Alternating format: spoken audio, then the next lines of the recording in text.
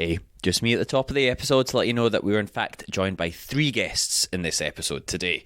Lisa and Jay had their 6-month-old in the room at time of recording, so you will hear the occasional murmur, and we did have to take the occasional intermission as well to deal with young Sebby.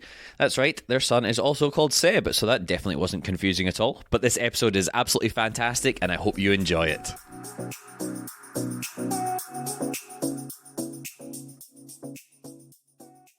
Hello and welcome to Won't Be Forgetting That, a podcast talking about all of the most awkward and embarrassing moments in the arts and entertainment industry.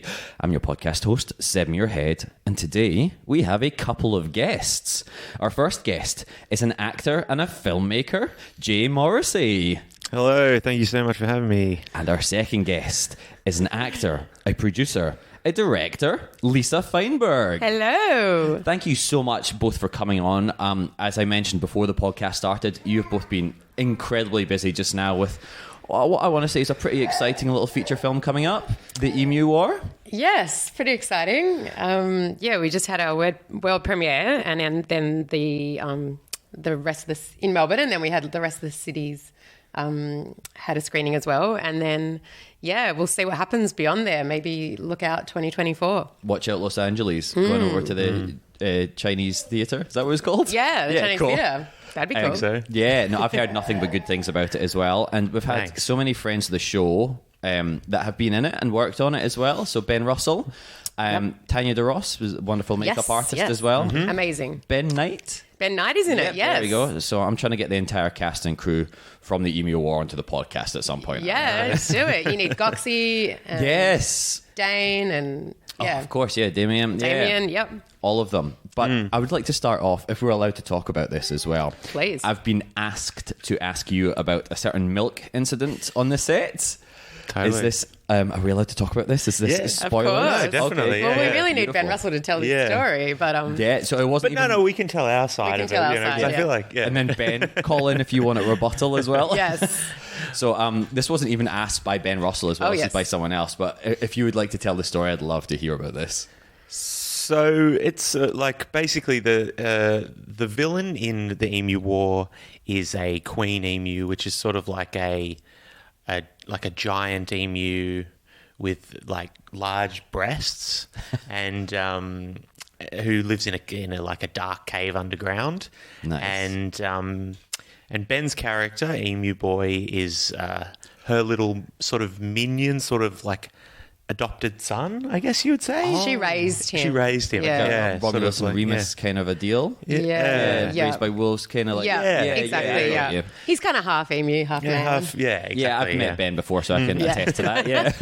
So, and then he sort of, so his character like breastfeeds, like he sort of, he breastfeeds from these giant emu breasts. Suckles from the Yeah. teats. Yes. Yeah, right. And milk comes out. Yeah, as it would, obviously. It from should do, breastfeeding. yeah. And we had to do lots of takes. Obviously, you know, like, so he was drinking, like he was pretending to, like suckle, like, you know, like for hours, you know, and he was very good at it. Like, to give him his props, He's amazing. I mean, he's a great actor, and it's just like quite a technical sort of thing that he had figured out, where you fill your mouth before people call action. You fill your mouth with milk. Right. And he was, because there was no device. Yep. It was just a nipple, like that he had to then, you know, sort of like make it seem like he was sucking, and then it was coming out, and then it was coming out of his mouth. So nothing was coming. I'm sorry to spoil the illusion for anyone that's going to see this film as well, but nothing was coming through the breast. No. Exactly. Right, I got you. But then through he did an amazing job. He did an incredible job. But he was filling his mouth with milk, like for like almost a whole day. And according to him, he was like, he specifically asked for not cow's milk, and then I just ignored him and forgot. And I feel bad if that's what happened. And it probably is what happened, and I've just forgot. But that was the story. And he was just like, yeah. But I think the non-dairy milks don't smell as much. I think, Yeah. and they're not Because it was gross, quite a yeah. hot day, was it? It was Yeah. in a hot studio. Yeah. Oh, was it a studio as Yeah. well? Yeah, Sort of, lovely. but like not a proper studio. With Yeah. it was referred Kinda like to a as budget like a studio. Yeah, kind of Nice, like a garage where Yeah. like sort of Oh, so you're just filming in your shed then, Yeah, right? basically. yeah, more or less. And Yeah. it was hot and then so the breasts were like I don't know what was the breasts were filled with something and then they absorbed like all the milk was spurting out of his Yeah. mouth and getting absorbed by these breasts. And It was truly disgusting. it was really Yeah. like a couple of days of that and it's stank. A couple pretty. of days as well. Yeah. Oh, wow. Oh, Yeah. no, I mean, she was involved later. Yeah. I don't Yeah, I think he think was she- breastfeeding for Oh, days. okay, Yeah, I God. think- I was like, my God, that's impressive. Yeah. Probably just one big day of that. Yeah. But, One that's, big that's enough. breastfeeding day. Yeah. Yeah, that's fair. That was all Yeah. that was in his contract. And I've Totally. heard that this poor emu as well, mother emu, has not been able to tread the red carpets because of her possible smell now as well. That's right. That's, yeah. They did want her to come to the premiere because we brought the other emus to the premiere, the Yeah. puppets.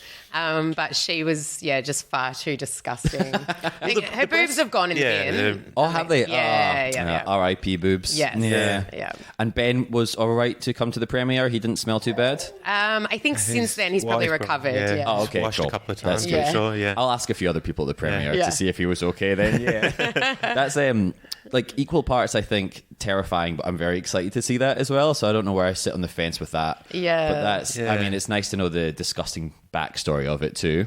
It's it's pretty intense, but Yeah. it's comedy, right? And I mean, Yeah. to be fair, like I was not sure how people would feel about it, and I was personally like breastfeeding at the time, Oh dear. a toddler I think that was sort of the inspiration. There was so Yeah. much breastfeeding going on in our like, house. in Yeah, our world. Subconsciously Yeah. made its way into So the it was film. just Yeah. like, yeah, I don't know. I guess, I mean, maybe not. Maybe it would have gone in anyway. Who knows? Yeah. But like, yeah. it was pretty. It was pretty weird. Yeah, nice. And is that the weirdest part of the film? I don't want to give No. away too much again. Oh, It's very not. nice. Yeah. The milkiest part of the film. Definitely the milkiest. Yeah, nice. The weirdest, I don't know. I don't know what you'd pinpoint as the weirdest, but it's been people have seemed to be labeling it a what is it? WTFH film. Oh, what's Is the that H stand for? What happened? What the F just happened? Yeah, like, Yeah. yeah, what did we just watch? Or something, That yeah. thing, people. Yeah. Yeah, but I don't know. It's just a comedy. It's Yeah, like it's just funny, whatever. silly. People like, It's fun. yeah, it's just we tried to put as much like it started out as going to be like a web series on YouTube. So Oh, we were cool. We were very like conscious to like keep it. We didn't want any scenes to be like dragging or like Yep. just story or like Oh, of anything like course, that. yeah. So we really like did like try and pack it as tightly as we could with lots of jokes so Yeah. that people would keep watching on the internet. And then now it's like a kind of we changed it to be a movie, but it's still like I still think that's good because hopefully people won't get bored because Yeah. we've Yeah. tried so hard to make every scene hopefully funny. Yeah, no, Yeah. that's The great. intention, for sure. Well, I mean, certainly from your previous work, I could only expect it to be funny as well. Because is this your first feature film? Definitely, Yes, Yeah, Yeah. that's great. Because you've had previous works such as Nippers, was it? Nippers wasn't actually us. That Oh. was Sam Campbell, comedic genius. Yes. But we And did, Eric Hutton, I think. Oh, it was, yeah. Yeah. But we did Goxie's Classics. Oh, yes. which Sorry, that was it. Yes. Yeah, that was the Yeah. other Comedy Central one. And that was, but that was a bit shorter than this. Yeah. And it wasn't really like, before this we've really just done sketches. Yeah. So jumping into a feature film must have Yeah. been absolutely exhausting. Yeah, well, it's definitely the first narrative that we, worked on where, Yeah. the characters kind of went on any journeys. And Yeah. trying to make it fit together and stuff. It was Yeah. like Yeah, building Kinda it. it was, tricky, yeah, yeah. cool process Yeah. though. Yeah. That's so exciting. And that's, sorry, with your production company as well, Hot Dad Productions, which is, a great name as well, by the way. Yeah. Well, Are we not? I love This it. might It's lead in. memorable. I'm kind of I'm not like thrilled with it. I feel like it's right. like Well, we definitely came up with it before Jay was a dad. So Oh, okay. So, So it's you- not some sort of narcissistic no, thing. and I think that's Yeah. the problem now because Yep. when Jay, I, and John Campbell, our other hot dad, sat around a table one day talking about names. I feel like there was a sketch that you guys maybe had written about this guy in the park, which we ended up shooting with Tim Hewitt, about a guy in the park who thinks he's a hot single dad. Yep. And that's kind of like where it came from. It's like, oh, what about that idea that we, from that sketch. And I loved that name. And I think everybody was sitting around going like, what's cool? Like, you two probably won't be a dad anytime soon, so it's fine. Well, yeah, it just didn't even come up. We're just like, oh, that seems like a sort of, like a, like a sort of a vain dad is kind of a funny, kind of character. I don't know. Sort of like, that's why I enjoy the name so much. Yeah, just sort of, I don't know. There was a dad at the park. We witnessed this dad, and he like sort of popped his t-shirt off, and at the park while he was playing frisbee with his son. And there's something, and we were sort of just like riffing about him. I don't know, and yeah, so that's from that. But then now it's just like you kind of. So much of my life revolves around being a dad. Yeah. That I hate the name and I really want to change it. Not only being a dad, but we have one of your youngest offspring in the room with us. If anyone can hear that on mic as well. The noises. He's very chatty this morning. Who wants to be on the podcast as well. So maybe a couple of years. Yeah, I think so. Start his own one. Yeah, totally, I reckon. But with the production company as well, I'm sure you must have shot a lot of things. Have you found yourselves either in front or behind the camera? I'm always interested in behind the camera as well, because you don't get that recorded on camera for everyone to see. Do you find you're embarrassed or got yourself in any awkward situations behind camera first off? Or is that mostly quite like, because you'll do it maybe to yourself or on your own and you'll be like, well, no one else saw that, so I never need to bring that up again. Yeah. That's a good question behind the camera. Because when we were... gearing up for the podcast, in my head, I was only thinking of things that happened when I was on camera. Yeah. Which happens all the time, obviously, on camera. Especially when everyone's standing and staring at you. I don't know what happened. My brain just kind of goes, oh, God, it must be the best thing ever. And then just ridicule myself. But yeah. I don't know. I feel like I get like humiliated pretty consistently in front or behind the camera. Anytime I'm on set, I feel like anytime I'm involved with any like crew, like camera, technical crew, they're always like, I feel like their eyes are just like rolling in the back of their head when I'm like trying to like put together fold up a C stand or whatever. I'm like, I don't know, dude, like leave me alone, so there's always like stuff like that. Like I'm trying to think of something specific, but it's like camera and grip department are like the most like insular departments as well. They have all their own, we've mentioned this in previous podcasts, they have all their own words for things and they speak in such weird shorthand as well. And I love you if you're listening, but some of the strangest human beings sometimes as well.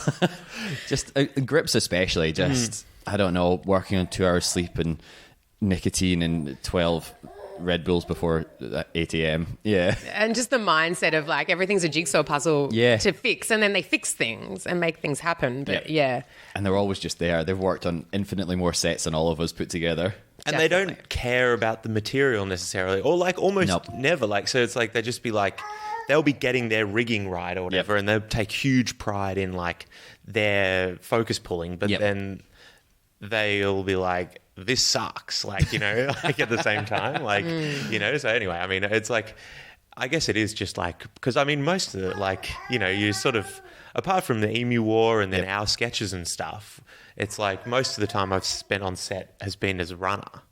So, I guess I didn't command any respect, but I certainly didn't get any. It's such a shame for runners as well. Do you want to maybe explain as well for anyone that doesn't know what a runner is? I guess it's just the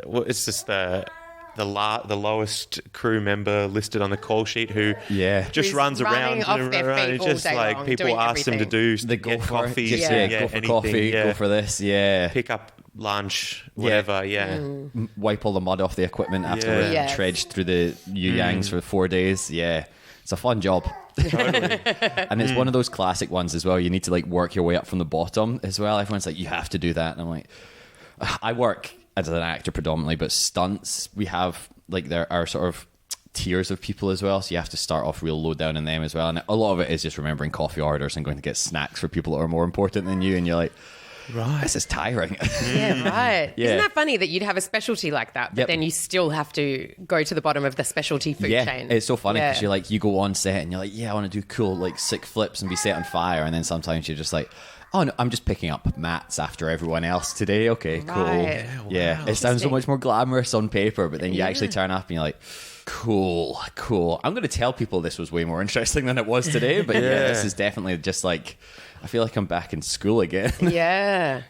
Yeah, this might sound naive, but is it also like, is there also like a lot of it where it's just they need a stunt person? Yep. So it's like you're just stepping down 2 steps or something, but it's like it needs to be like like no one would even like possibly classify it as like Or so someone much of falls that. over or something. Yeah. Yeah. So like stepping down 2 steps, they probably could outsource to an extra or a body double, but I don't know how many extras you've worked with as well.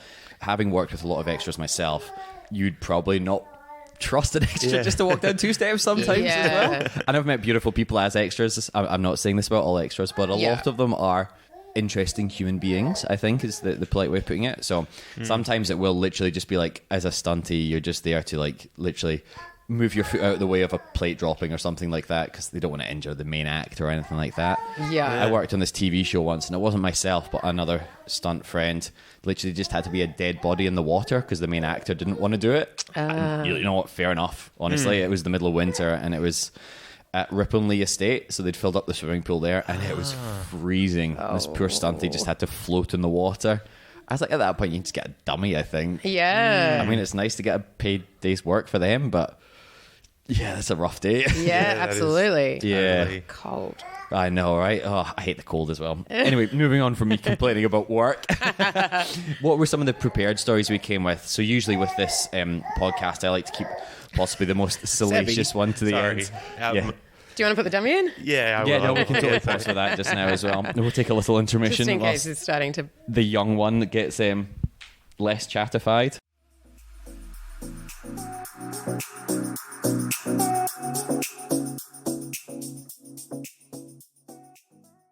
All right, cool, perfect. And we're back after someone's been fed a pacifier.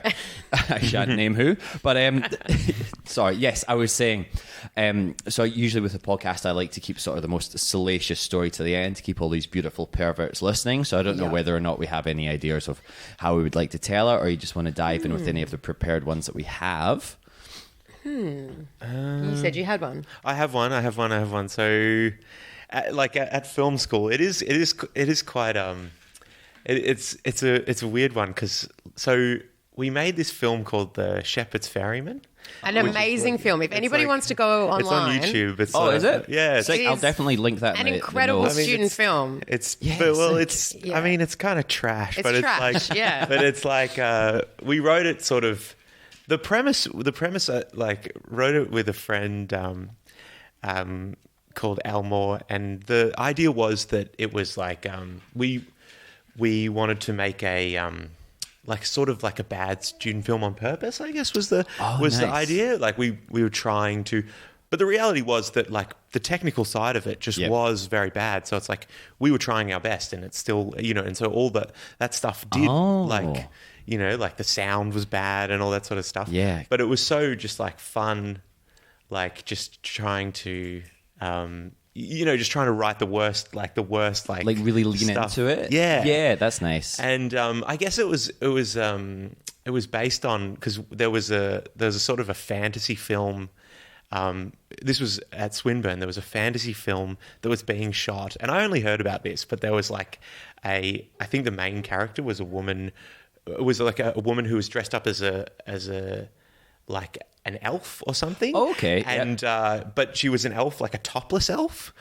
And so Wait, sorry, was this a student film there? yeah, this was a student film there. Oh right? my God. And so like, and I remember just like tangent. Like I think I was like someone like came in and they went, because there's like a studio there where they had set the whole thing up as like this magical studio, and then the actress had justifiably, I think, like gone, I know I said I would, but I don't want to do this whole student film topless. I mean, which I feel I have a tremendous amount of empathy absolutely, for. Yeah. I have so many questions. I know this wasn't your short film as well. But so anyway, so that was and then the director was once again, I didn't witness this, but apparently the director was furious, and he was like, that was the whole thing, and so that was sort of like we were just like, we want to write a film.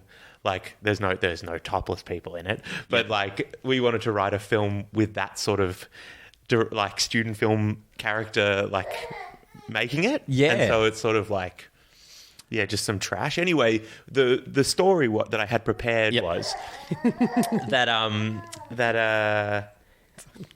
so there's a guy in it who. And it's like not even, I don't know, this story isn't even very funny. It's kind of intense, but it's I think it's a good story nonetheless. Yeah. There was an actor who was in it, I played the main character, and then there was a character that played my father in the film. An awful story. Oh no! You might want to edit so this out. excited. Maybe this is it could be edited out, but I don't care. It's been in the papers and stuff, isn't it? Yeah. What? But no. I mean, so basically, he's like basically like he was acting on a day. All he does is like come into my room and be like, "You're going nowhere with your life," or whatever. Like, you know, relatable.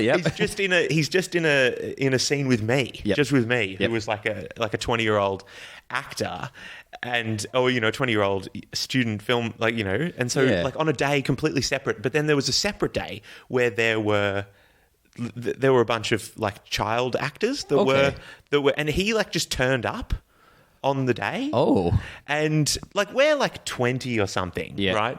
And we're just like, and he was a very experienced actor. Very experienced actor, yeah. So you kind of go, okay. And so we were just like standing around, we were just like, hey mate, we're shooting. And then he's just like, I'm just hanging out. And we're just like, what the hell's going on with that? Yeah. That's so weird. Why would you be here? You're like, I mean, thanks for doing the film, like, you know, but like, but don't come on a day when you're not like, how did he know? Like, did he get the call sheet for that day, or did somebody mentioned it? Yeah, I mean, I guess sometimes you know what other shoot days are happening. When you're on a show. Yeah, certainly. Yeah. Like, but I mean, the specific timing, the location, like he must have put some work in to find that, right? Yeah, exactly. Unless it was a call. Sometimes I don't know. I wasn't on the film. Yep. But you know, sometimes people do a call sheet for the whole block. Oh, yep. And then all the call sheets are sent out together. Maybe? Yeah. Okay. Yeah. I don't know. Yeah. So anyway, but it was like we were just like, what the hell is this? That's so weird. But then we're like, no, maybe he's just really supportive and like into turned student up to films. help. Like, I don't know. Just like it's so. But anyway, I mean, like there was like nothing untoward. Let's just say he ended up in jail. Yeah, and we don't probably want to elaborate any further. But oh my anyway, God. yeah, so it's crazy. But so we felt really guilty afterwards because even though nothing happened, I don't think he had any contact with those children. They were still like child actors. But of course, and we were just like, God, it's wild. And it was just like, so that was sort of like a horror story. That's from my like uni. And I think it was years later. Like, what was it? Okay, so it was a bit of time afterwards. That it might have been 10 years later. Or something like 5 years later. Certainly a long time. But you know, it's funny because we all talked about, we were just like, you know, it really seems like that's the sort of thing that a pedo would do. Yeah, just like joking, like, oh my God. Yeah, but then you go, and then it's like, and then he was. So, oh my God, that is so fucking... I have so many questions about... I mean, firstly, also, this student short film, which they insisted on a topless elf being in, we skirted past that, and I know it wasn't your film as well, but why? I think is my primary question. Did they justify it in any reason? I don't. I'm so sorry to disappoint everybody, but I don't have too much more information than totally that. Fine. That was the jumping off point for our film, where it was like we laughed about that for so long, like just the idea of like a student film like maker, like clearly just wanting to see some boobs and like and creating this like cliche. Lord of the Rings style fantasy style thing was just like very exciting to us. We were like, this is awesome. Yeah, we should do something like this. Like, Jesus. And so then we did ours, and then there's a guy, and so you can look it up, The Shepherd's Ferryman, and the dad in that spent some time inside. Oh my God! So like, I mean, obviously, very little interaction with him, I suppose, on set. Like he doesn't sound like he had too much of a character. Like he wasn't I think a he was very in big one character. scene. Yeah, right. Yeah, he was just in one scene, just playing. to kind of show that your character was a bit of a dropkick. Yeah, and just like, and had a tormented father who didn't understand him. Yeah, right. Sort of thing. It was that, and it's like he had to escape to his fantasy world. Okay, like wow. in our film. Oh my God. So like, God, it's such a cliche, unfortunately, for this industry. Firstly, with the other short film, I've been like, no, you have to be topless. You agreed previously. This is art. Yeah, and, right. It's not going to work do otherwise. this. Yeah. And I'm going to have to presume that was before intimacy coordinators or even a thought. And Yeah, totally. So that is unfortunately such a cliche. And then secondly, working with incredibly problematic and convicted criminals, like that is... You hit the jackpot, unfortunately, with that year of Swinburne. And no reflection on Swinburne, of course, obviously. No. Great Yeah. school. But there's so many people, I don't know, we don't have to get into this as well, but working throughout the years, like where you just hear stories about that person years later and you're like, I can totally get that. Yeah, they've just been like, quote unquote, cancelled or blacklisted from the industry. And you're like, yeah, he really gave off those vibes. And you're like, it's unfortunate he wasn't just a weird dude. It was actually that kind of a person. But And you are kind of at the mercy of like you're in a vulnerable position as a student filmmaker because you really like it's so hard to get people. Yeah, for sure. You kind of particularly like an experienced actor. Yeah, you can kind of like go like if they're like you can't tell them what to do. Yeah, you're like they're the senior. They have the position of power. Even though it's your film, you're just learning, and they kind of claim to know everything. So it's like that is a real power dynamic there that makes it difficult. And so it's something someone could exploit. Yeah. And did. Yeah. But especially when you're 20 years old. When I was 20, I didn't feel comfortable speaking to adults at all. But absolutely, in a position where they're like so much more experienced, quote unquote, than you, and they're always you work with a few of the older actors as well, and they're like, oh no, we'll do it this way, and you're like, oh, can we do it the other way possibly? And some of them are quite bitter or commanding or whatever as well. So yeah, it's totally understandable to be put in a strange position and not really know what to do at that point as well. Yeah, and it's like now, it's like having it's like because you do feel like kind of a responsibility for everybody on set now, and it's like I guess it's like it's like I don't know, it's just crazy. Like back then, you didn't really understand that properly, but you still did. We were the filmmakers, and it was like our responsibility. So it was an interesting thing, not super funny. Yeah. No, look, I always say this podcast doesn't have to be funny. There's some stories I've heard on here where I'm just sweating. This one included, I'm just sweating. Being like, how has this happened? Yeah. But I think it's important as well for being like, sets are predominantly safe, but then like you sometimes you have to look out for yourself on them as well. Definitely. Even just like some mid-budget stuff I'd say I've done previously, and you're like some of the people that you're meant to trust on those sets, and you're like, I do not feel safe around these people as well. And I think that's what's really nice about coming out now is like people can speak up a lot more about that kind of stuff. And if you're never feeling safe, regardless of what the set is, always speak up. I think that's the massive thing. But like, when people can exploit that stuff, you're just like, wow, you've just kind of found a job that works for your particular proclivities. Yeah. Oh, yeah, definitely. I think it's like, as producer point of view, it's like I feel most of the time on set, I'm just worried about, is someone going to hurt themselves? Yep. Is someone upset? Does someone need more water? Like, you can't enjoy any of it. So welcome, Lisa, because so many producers are like, why the fuck is this taking so long? Well, can we hurry up? They're just seeing money getting thrown away. Why have we got so many people here? It's nice when somebody's actually looking out for you.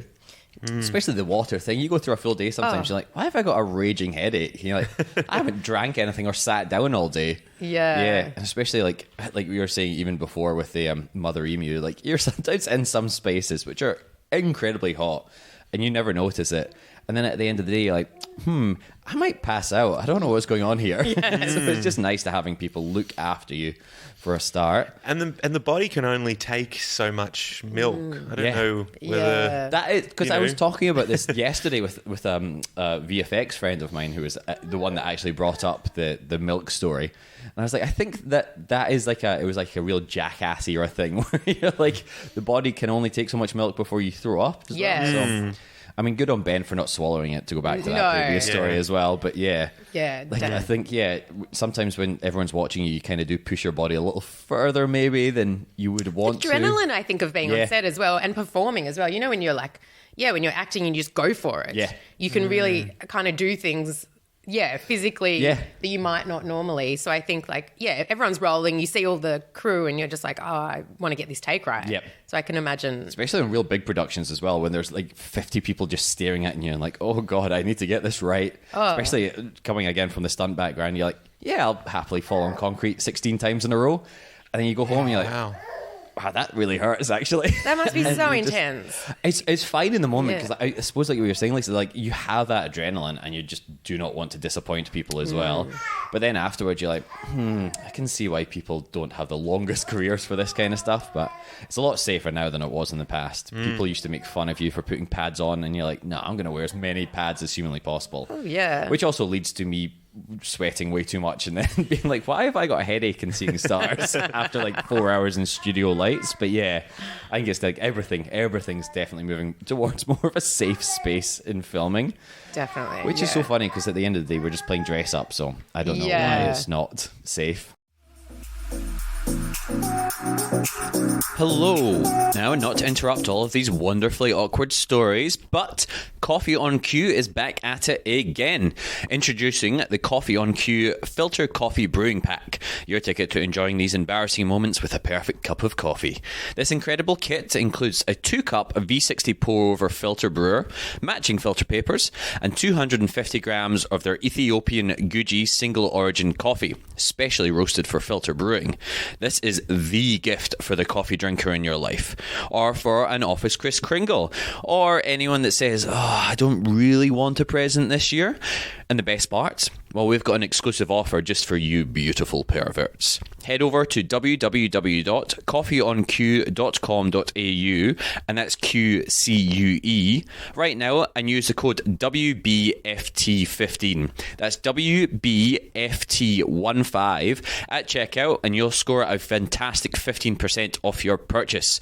So, whether you're brewing up awkward stories or sharing a laugh over a cup of delicious filter coffee, the Coffee on Cue Filter Coffee Brewing Pack is here to make every moment extra special.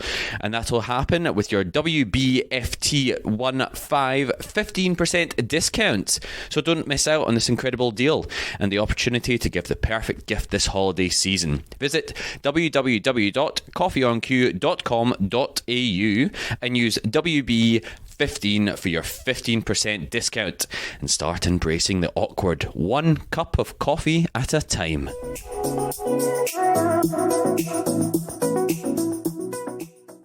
Back after our second baby break now as well. So maybe moving on from some of the very harrowing things we've just heard. Sorry. No, please do not apologise. I love hearing them. And again, I think they're important stories to tell as well. Yeah, well, it's good to be aware of these things. Yeah, exactly. So, Lisa, until you mentioned in our email exchange, I totally forgot about the first time we ever met. Yes, was in a clamshell. In a giant clamshell, under studio lights again. Yes. I was a sailor and you were a mermaid. Yes. But you were still are a professional mermaid? Were a professional mermaid? Have you hung up your tail? No, I have the tail. I was a professional mermaid. I haven't really been doing it very much lately. Yeah, fair enough. But once in a while, I did when Aurora was little. I used to get the tail on a little bit, and she quite liked that. So now I do more of a sort of a mum mermaid, just for fun. Nice. Yeah. But yes, no, we did meet in that clamshell, and that was super fun. But that was actually fun. It was actually a really fun shoot. But that tail that I had on, it's made of like silicone, I think. And it's so heavy. I don't know if you felt how heavy it was. People had to adjust your feet because it was so heavy. Like, you couldn't have your feet up for a certain amount of time. I lost feeling in my whole torso. Oh, my God. Yeah. So, you know, like if you like sit on your leg too Yeah. long, it goes completely numb. So because it's so heavy Yeah. and thick, so it would just cut off all the circulation to the bottom half of my That body. is so hectic. It was pretty hectic. And I felt like a real diva. Like, Yeah. you know, maybe every like half an hour, I'd be like, I just actually need to take it off and walk around. Yeah. And I feel like it was annoying because it's like you get the momentum up and I'm like, oh, Yeah. no, I actually think that like I'm going to lose all the blood in my body if we... Yeah, and that's like, for people listening, that's important. You need blood in all your body parts. Yeah, you want to keep those body parts on a film. So. Yeah, exactly, right? Yeah, so I remember we had to keep taking it off so just I could have a little breather. But I remember being, at the time, feeling like, oh, I'm being annoying. Yeah, but it's like I do not remember it that way at all. I remember good, feeling just the tail, and I was like, this is uncomfortable just to pick up, Yeah. let alone trying to wear. So, I mean, kudos to you for doing it for so long. And the clamshell was not a real clamshell, first off, but like it was made somewhat comfortable, but It's still not. pretty cool, though. Oh, it looked It's massive, amazing. yeah. But not the most comfortable thing No, to sit in all day. no, yes. So that was amazing. But you worked as a mermaid as well for like a lot of different things too. Yeah, I did like a lot of children's entertainment. So Yeah. I would do like birthday parties and then do like festivals where, you know, I'd Yeah. sort of like be in some kind of, whether it be a shell or just like kind of being carried around or something. That's amazing. Yeah, it was pretty fun. I remember doing one thing that was so fun was like a store opening, or was it was like an ad agency opening? It was something that was like their kind of launch of. Yeah. And they had again built like a big clamshell. Oh, wow. And I just sat in it, and then people would just come and take photos, and that was super fun. That's so cool. Yeah, I it was- think with all that kind of work as well, I used to do a bit of roving entertainer work as well. So obviously you can't rove as a mermaid. They're very land-based creatures when they're on land. Can you swim in it, actually? You can swim in it. They're Yeah. made for swimming, but they right? it is so hard. Yeah, Like that it's so looks heavy. hectic. Yeah, you really Yeah. have to kind of get the technique right. I did. Yeah. We bought it for a film I made. Oh, cool. That was called Tail, and it's and this like outfit is so expensive. Yeah. Like it's more expensive than anything I own, I think. Oh my Like, God, wow. yeah. That's impressive. And there was at one point, the director of our film took it home for me because I was going somewhere on a tram. Yeah.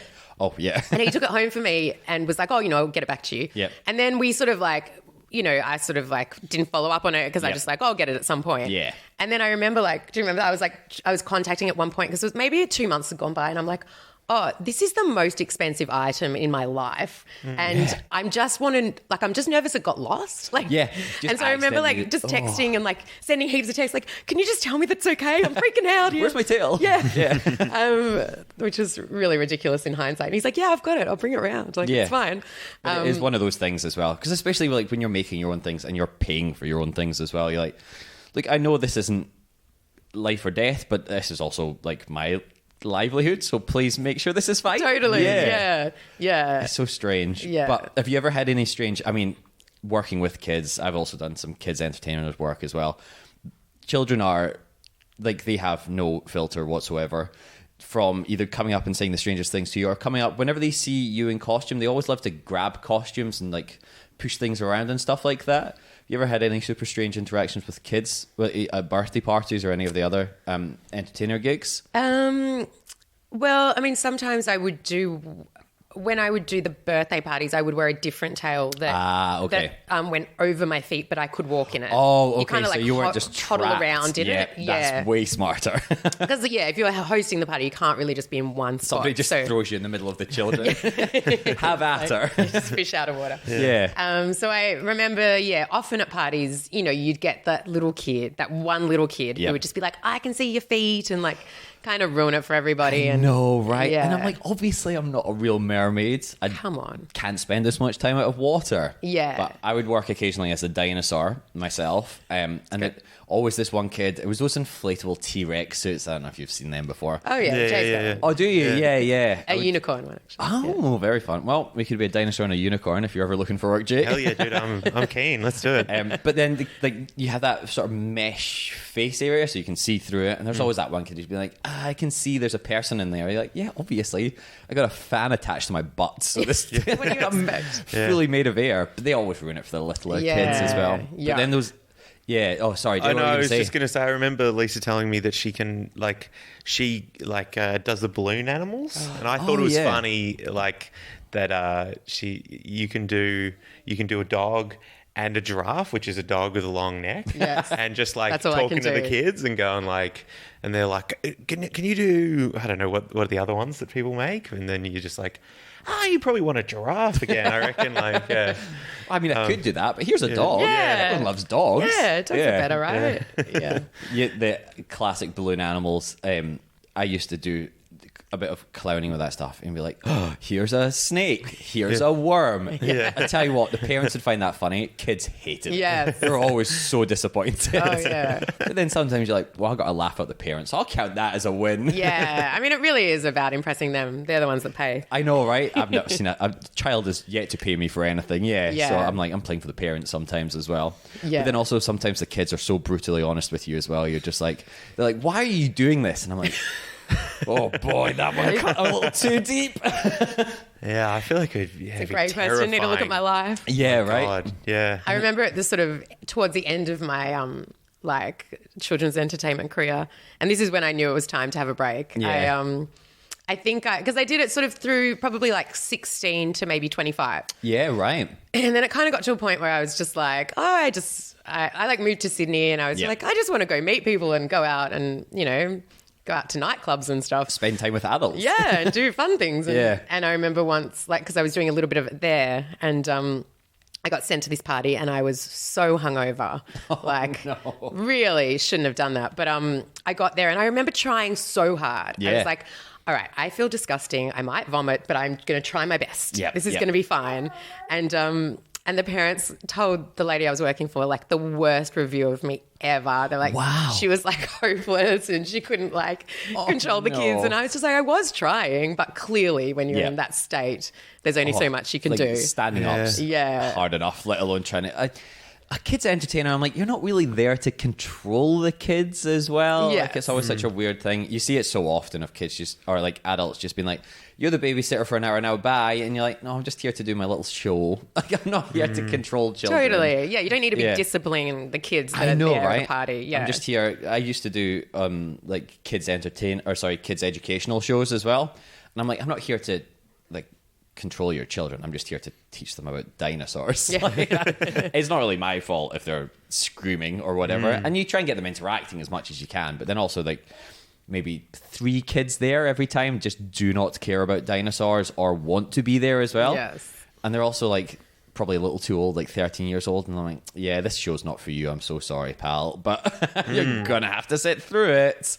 Which I always feel bad for them as well. Because Yeah. obviously they're like, 13 nowadays. You're like, they're watching whatever they want on YouTube and stuff. And you're Playing like, Fortnite. yeah. And then this goofy guy being like, whoa, dinosaurs. But I was like, also like little 6-year-olds and stuff really do love that stuff. Oh, yeah. It's really hard to find the in-betweeny part for it. But yeah, I mean, kids are also super receptive for a lot of your stuff. Whereas I found with like, especially doing that kind of stuff with adults, sometimes adults can be super weird around you. And I'm like, yeah, you don't have to interact with me. It's fine. You can just leave. Like opposed to they just being like, what's this then? And you're like, I'm just dressed up, like, and just here, like, especially like those like launch events, or you're like roving or whatever festivals. I'm like, yeah, just kind of here to make it look a little bit more interesting. I'm not going to do a card trick or anything for you. Like, you can Just go about your business. yeah, you can get a photo if you want, or you don't have to interact. It's always Yeah. the older guys who are just like,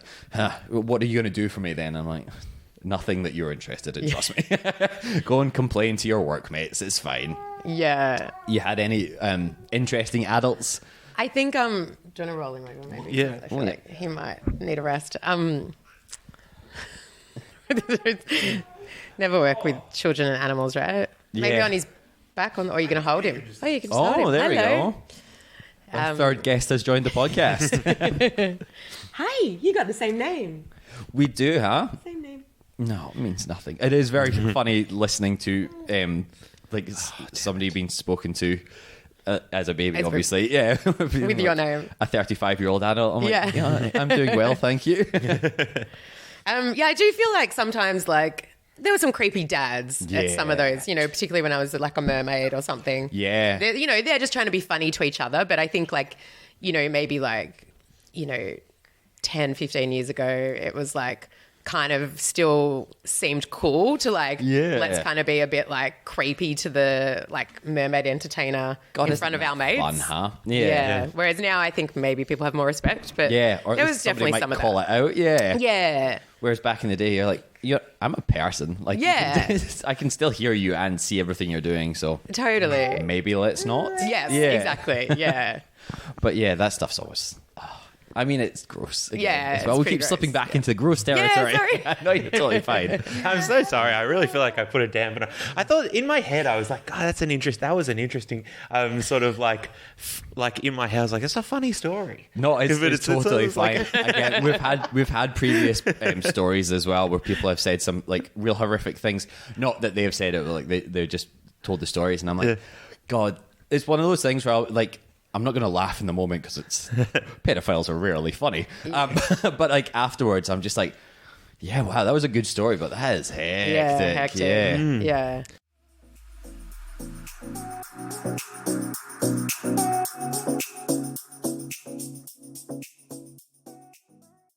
Like, was there anything else that happened on the Emu War that was like interesting?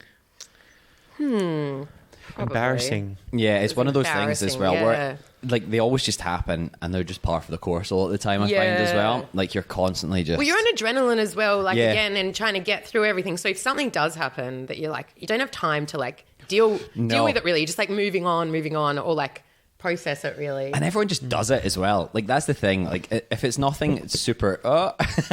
Hey. Microphones are the most interesting things to kids. Of course. Kids and dogs as well. As soon as there's a microphone in front of a dog, they just want to take the little pop filters off. But it's one of those things where it's always just like a par for the course for the embarrassing stuff. And you're just like, unless it's like life-changing, it's kind of like, it's just another day in the office really, isn't it? Yeah. Usually, I mean, most days so many things happen. I mean, not necessarily embarrassing, but like so many hurdles and... weird little things where you're like, if this was any other job, this would be like the talk of the town, but also it's just so normal on sets. Yeah. I find auditions are the ones where I usually do my most embarrassing stuff. I'm sure you've both done plenty of auditioning as well. I'm always bring it up every week, but TV commercial auditions. Yes. Well, that's been my job for 10 years. Yeah, bread and butter for yourself. Yeah. Yep. You don't have to tell any of them as well. I was just trying to slowly segue into it. Well, there was a job we worked on that I was casting that was like these, and Jay auditioned for it, where these guys had to, I think guys kind of maybe in their like late 20s or something, had to like do a thing where they like kiss, they're a bit too friendly with their girlfriend's parents. Oh, okay. And so they kiss the mum hello a bit passionately, and then they kiss the dad hello quite passionately too. I think I've seen this commercial Yeah, before. you might have, yeah. And so, I was auditioning people doing that, and it was just kind of intense because they really wanted to know who was going to go for it. And so were you making people kiss in the room? Yeah. Yeah, so I was, and it's like, I felt bad, like, because I feel like I didn't get it, but I feel like I got close. Like, and so I had to come back in a couple of times. Yeah. And so it was like, and the director was like on, like in Sydney or something. And so he was like just a voice in the room, and he was just like, now really go for it this time, guys. I really want to see like passion, open mouths. Oh my Let's God. do it. And so, and I was fine with it, but it's like I felt bad for like, awkward for it's like a people. 50-year-old like woman like coming in to do this audition where you're like still like 1 in 4 chance of getting it. And so you're like not going to get it, and you're like having to make out with me. And then it was like I remember it was the dad from like I was making out with the dad from Round the Twist. Oh my God. So he was auditioning for it. He was hating it, and he was just like, and he was like, he'd like do a peck, and then the guy was like, no, we're gonna do it again, and you really got to like open your mouth up. And he was like, I was the dad on Round the Twist. How far I have fallen. That poor guy as well. But also it's one of those things where it's like, I don't know how long ago that was, but you're like, surely would you still ask for that nowadays? Yeah, probably not actually. Yeah. It was a while back, and I think it's kind of Yeah, it's a funny one because I don't know what the rule. I don't think there's any rules about these things. Well, that's the thing. There's no rules as well. So. But maybe there should be. It still does feel Yeah. like Yeah. it's one of those, like, I do think that, like, it does, there does seem to be no appreciation for, like, how you're like, I'm not going to get it. Like, you know, it's like, can there be some Why are we acknowledgement? doing You're like, this? where's your audition? You're just like, oh, you're just going to throw it in the bin immediately. I don't even think know. anyone's going to watch it. So it's like, it's not that important if I, like, happen to not, like, get it in, but they, like, you know, people will be like, scramble, like, where is your audition? Yeah. Like, Jay, and you're just like, I will bet you, like, thousands of dollars I will not get this at. Oh, So it's I like, know, it's right? like, so just- yeah, it's just like, But it's such a strange thing as well because, like, callback auditions in Australia are paid a little bit of money. Yes. But the initial auditions are paid nothing. Yes. So you have had maybe hundreds of people turn up. Oh, we've got a certain younger one trying to pull apart the entire set just now. But certain auditions will have hundreds of people coming in for a day, especially if you have Yeah. to pair them up into couples or whatever. And you have just sat in the room and watched so many different people make out for free. And obviously in the Dad from Around the Twists case, not I feel like comfortably. the making out might have been the callback. So Oh, there may have okay, been some okay. payment for this. I think Right. it was the callback. Yeah. Yeah. So you got paid $72 Something like that. or Yeah. something but like I that. think Yeah. that there, no, but I think that there was on the The first like the one? round I can't the like the remember. round the twist dad was the callback. That was for the sure. callback, But yeah. yeah, I remember. Yeah, it was. Anyway, Because it's an interesting one because to defend the Oh, and- project. yes. You know, how do you know? Like, if that's what needs to happen on the day, Yep. how do you know who's going to be willing to and comfortable to do that if there's no, like, audition process for that? Because Yeah. people can say, oh, I'm happy to do it on the Yep. day. But then they might get to the day and kind of freak out or be Then you get weird or, these like, be elves awkward. turning up saying they don't want to take their tops off on the Yes, day. Yeah. exactly. So, All these you know, prima donnas. I understand how people want to see what the product will be. Yeah, absolutely. But yeah, yeah. But it is one of those weird things where you're like, I can fully understand. And also from, like, the client's viewpoint as well, you're like, what? They're actors. Why aren't they kissing? That's the whole point. Totally, yeah. Let's actually see what it looks like. Otherwise, Yeah. it might be. It might Yeah. just be a whole waste of time. But Yes. yeah, it is one of those, you just turned up and you just have to turn, like, I don't know, switch off whatever part of your brain being like, this isn't normal. No. I mean, still keeping a little bit of that, like, in there as well, obviously. But you just turn up and you do some of the most embarrassing things sometimes, and then you just go home and you're like you were saying, Jay, you're like, well, I'm never going to book that, so that was pointless. Yeah. And I have also just embarrassed myself for very little money. Yeah, I mean, it's so brutal. It's like you see, like, I remember being, you know, in the waiting room for like, you know, an ad, and then you see a guy and you're like, God damn, I've seen him in so much stuff. Like, Yeah. he's like a proper, like, you know, he's in Underbelly and stuff like that. That's a real real actor, actor. yes. And I remember them coming out and they, like, didn't even, he came in. Yeah. For a callback, and then they decided that they didn't even want to see him for the callback. And I was like, you know, Yeah, like, you're just yeah, like, might have wild. just decided on Yeah, someone. just like Yeah. they were just my like, oh, no, we're not even thinking. So he was like in the waiting room, and then they were like, you just go. And I was like, God That's damn, that is it's brutal. Being an actor, Yeah. Yeah. Being an actor is brutal. Why do we An do actor is it? brutal, Yeah. It really, I know, like, but then every now and again you do book a commercial and you're like, oh, Super fun. a little bit of money. Yes. Oh, what about that one that you auditioned for where you had to, like, pull your pants down? And I mean, with shorts, you had boxer shorts. But then you got a call back and then they cancelled the job. Yeah, no, that Oh, sucks. what? That was Yeah. annoying. No, because it was like in your jocks twice. Yeah. And I worked at like moving van. Like, I worked as like a moving Yeah, moving like man. man and with a van or whatever. Yeah, Yeah. man with a van type stuff. And I like convinced them. I was like, to stop on my way. I was like, I just need to run in and like, and just get into my jocks. Yeah. And look uncomfortable for like 20 seconds and then, because it's a callback. So At least you had please- to look uncomfortable. Yeah. And so it was very nice of the person who was in the truck with me that day to like Yeah. take 15 minutes out of his day or whatever to let me do it. But then it's just like they just cancelled the whole job. So it's like no one got it. I think it was like one of your far only out. callbacks. Yeah. But Sorry. It sucks so much, Yeah. right? I hate it. That kind of stuff, especially when you get so close to things as well. And I've mentioned this so many times as well, like when previous podcasts, but you kind of mentally start spending that money and you're like, Of course you do. Yeah. Yeah. And you have to block out those dates as well. And you're just like, oh, great. I would much rather just, or straight away, no. Like, that's all I God. want. Yeah. But I had this one recent commercial as well where they liked me and they got me in for callbacks, and it was a wire work specialist as well. So for like people that have to fly around in rigs and stuff. And then they were like, oh, we loved you, blah, blah, blah. The director loved you. You're a little bit too young, though. Do you know anyone a little bit older that would want to do this? And I'm like, I'm not going to give you my replacement. Like, brutal. No, what? I'm like, dye my hair. Like, I'm not giving. Yeah, That's awesome. God yeah. damn. And then, I was genuinely so upset because he spent so much time, obviously, in callbacks and stuff like that. And yeah. Oh, anyway, we'll bring this podcast to a close, though. I do have to ask, though. Yes. Lisa, do you have a folder with your husband and the dad from Round the Kiss? Round the Twist kissing.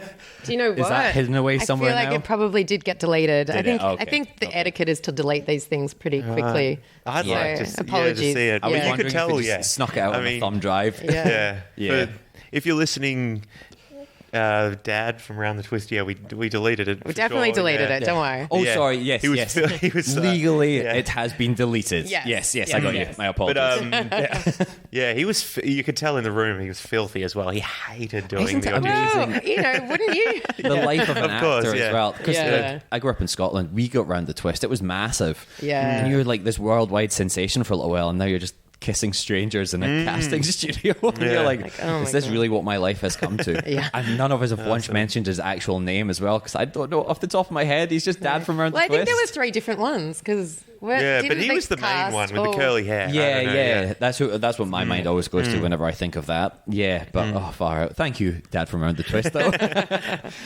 But yes, let's find out, where can we find the Emu War? Have you got any other screenings coming up, or is there anywhere we can keep an eye out for it? So it'll be in cinemas in 2024. Yes. So yeah, at the moment, there isn't another screening in Australia. Yep. There may be a screening overseas at some point. Awesome. And then once it's kind of done its thing in festivals, hopefully cinemas 2024. Hell yeah. So we don't have a definitely. date yet, but Gonna chuck a post about that up when Yeah. that comes out. I'm very excited to see it myself as well. Be along to that.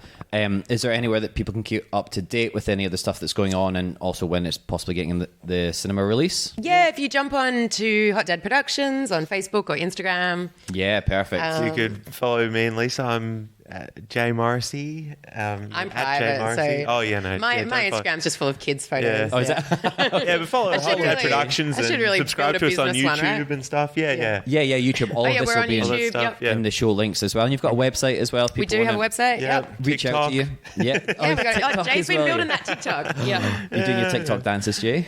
Oh yeah, I did. Yeah, I did one. He did actually with our daughter. Yeah. Oh, Yeah, wow. you should check it out. She's in a cage. It's interesting. Yeah. Okay, all right. Well, That's sort of see if this passes the lawyers That's first, a but little, yeah. just a little teaser for if you just jump on TikTok. I think it's pretty funny. oh, Yeah. hell yeah. Well, I'll chuck that in the show notes as well. That's super exciting. I'm again, genuinely very excited to see the Emu War. And then the same for ourselves every week. You can find that Won't Be Forgetting That pod across most of the social media platforms. Myself, Seb Muirhead, Muirhead, as well across most of the social platforms. If you did enjoy the show, please do tell people about it. That is one of the biggest ways of spreading this kind of thing. Rate, review, subscribe, 5 stars, all that kind of jazz. But I just want to say thank you so much again, Jay and Lisa, for firstly doing this, and secondly juggling a baby whilst doing it as well. No, He's thanks really so much. trying to get his 15 minutes of fame, you know. Hey, Sebby, do you want to say goodbye as well? You want to say something? There you go. Oh, we got a little lip smack on mic there. Cheers, guys. Perfect. Thanks. Thanks, Seb. Seb.